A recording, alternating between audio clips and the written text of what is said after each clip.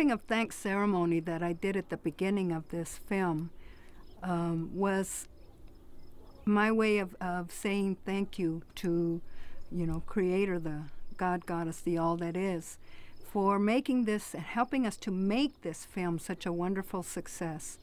Because it is, in my beliefs and my tradition, when you give thanks in advance to God, to creation, you're saying thank you for the blessings that you are sending, that we know are coming our way. And to me, it helps us to open our creativity, open what is needed for the film or whatever project that you're working on. And so the acknowledging of the four directions and the song that I did and all of that was in a way of giving thanks for us being able to do this project and having it unfold in a good way. When you're talking about, when people think about American Indians, they always think about ceremony. Is there some sort of ceremony, sort of thing that American Indian business people do? Actually, I guess the biggest ceremony I would say that they perform is just recognizing that they practice. Their daily practice of being a business person is ceremonial. And that's the one thing about, the time and place and everything being and all connections is two of the participants that I had in my study actually have an idea of that every day you practice business is, can be seen as being ceremonial, is that you're recognizing your spirit. How do you recognize when you get up in the morning and you have an offering? Down in the Southwest, it's offering cornmeal. Up in the North, it's basically taking time to smudge and reflect. What is it that I do today? How will I affect others? And then what can I learn from that? An example from my research was a discussion about the idea of giving away. And even in a concept of trading, you're giving away something. One of my study participants owns a restaurant, and he talked a lot about you're giving away you're not just selling a product, you're not just selling food to somebody and they're giving you money in exchange. You're giving yourself away. You're giving away your talent. You're showing away. You're not showing away. You're showing what you have to offer to this person to actually improve their life. And you work hard to make sure that when you give something away to this person, you make sure it's a very good gift. It's almost a form of gifting. And so you want to give of yourself what your talents are. Another example is when you see somebody has something that's a need. You want to make something that's very nice, so that when you give it to them, it's something that shows that you've taken the effort, you thought about their needs, and it's of taking a time reflecting and identifying that you're serving them.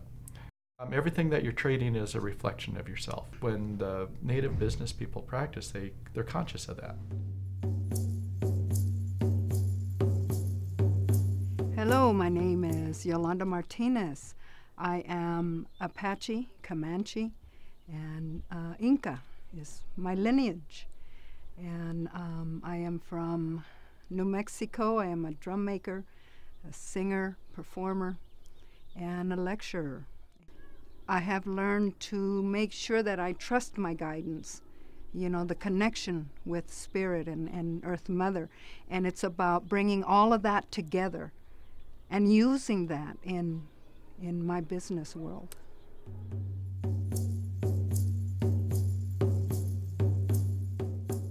My name is Dan Stewart. I'm an associate professor of management at Gonzaga University in Spokane, Washington. My firm doesn't go out and invest in properties that take new land. Most of our work is actually redevelopment of pre-existing commercial land or office space. So we do a lot of professional office spaces that are you don't build from the ground up. You basically tear down the inside shell of an existing structure and you rebuild that structure. So you're not the first thing is you're not taking up any new land. The second thing is when you rebuild it to newer standards. So that structure, you can actually affect positive change by making that structure more efficient than it was before. You can have a positive impact by encouraging owners to invest in green technologies and to show them that there are benefits to them investing in greener technology, so that when you do rebuild, when you look at that final project, yeah, it looks pretty, but it's also better for the environment.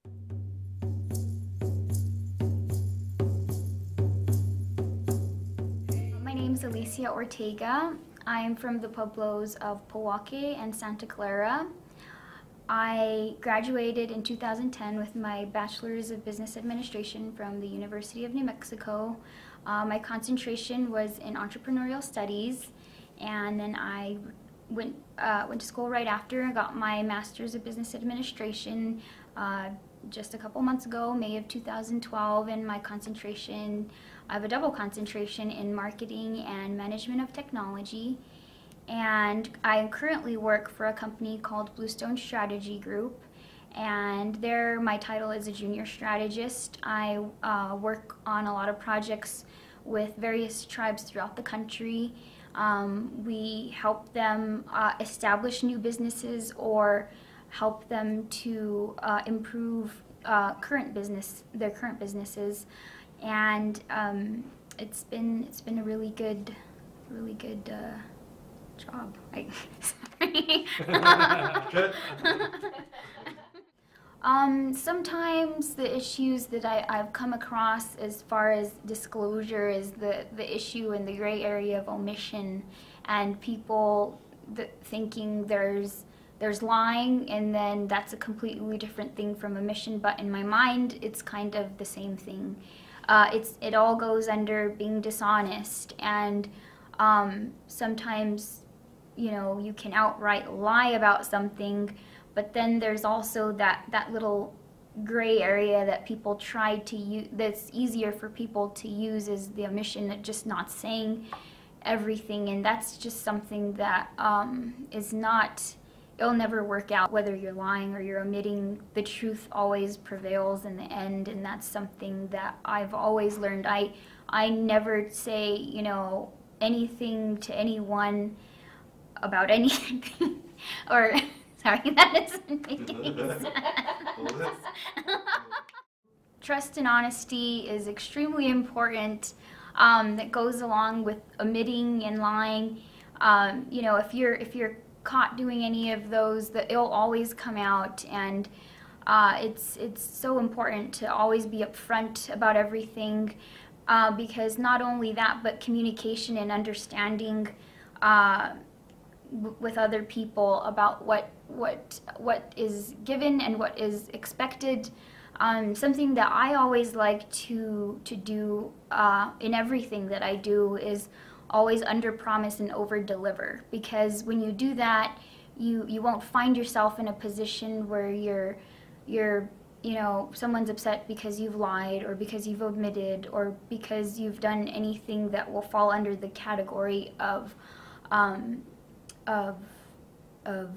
dishonesty, which is the worst. And that's what I've always done, and I've always been taught to do that, and it's never failed me. I've used it in everything, in school, at work, dealing with others, student organizations, everything, and it's always been the best policy.